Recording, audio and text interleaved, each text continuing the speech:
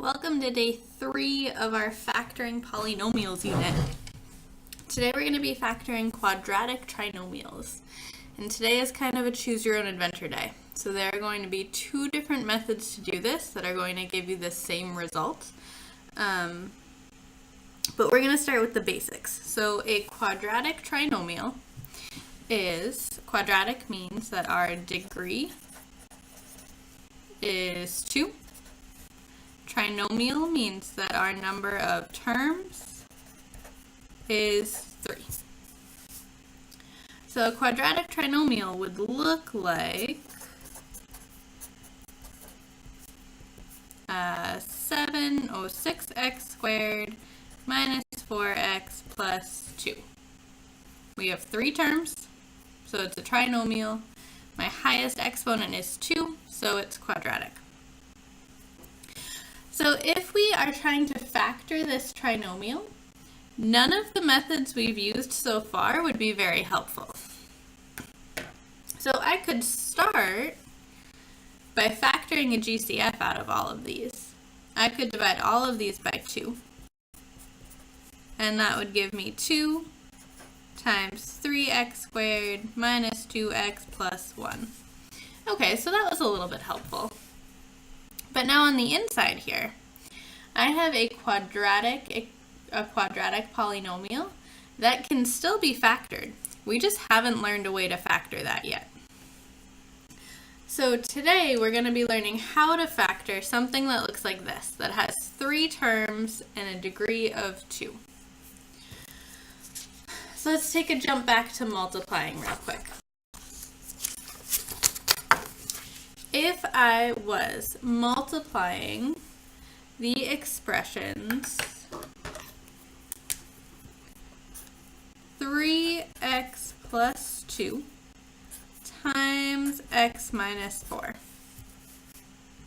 If I needed to multiply that out, I would have 2 options. I could make a box, or I could use a double distributive property.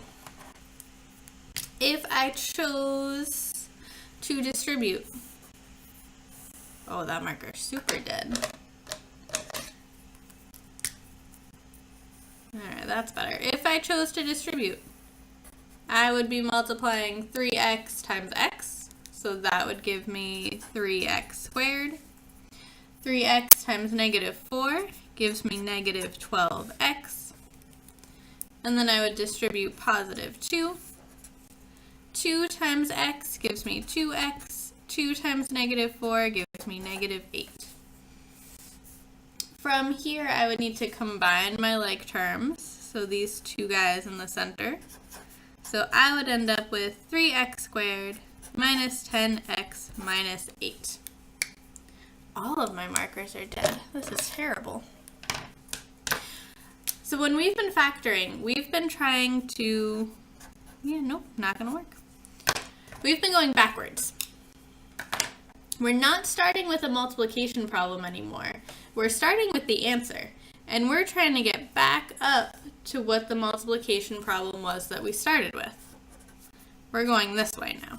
This is the way to factor. We start with the answer, we get back to what the problem is. Before, we had been going in this direction. We had been multiplying.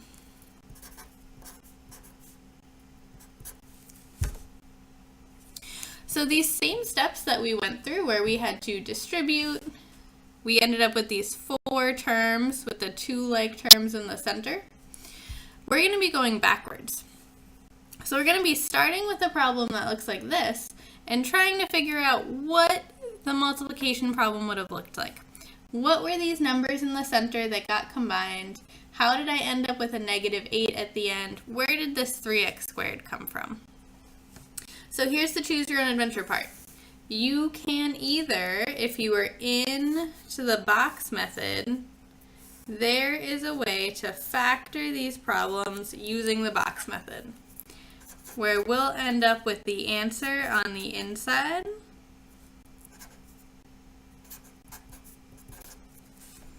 and we're trying to find out what was multiplied across the outside.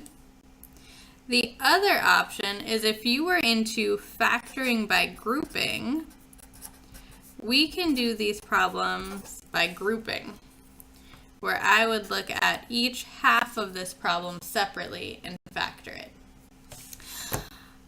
So whichever way you want to do this, choose your own adventure. Choose your next video.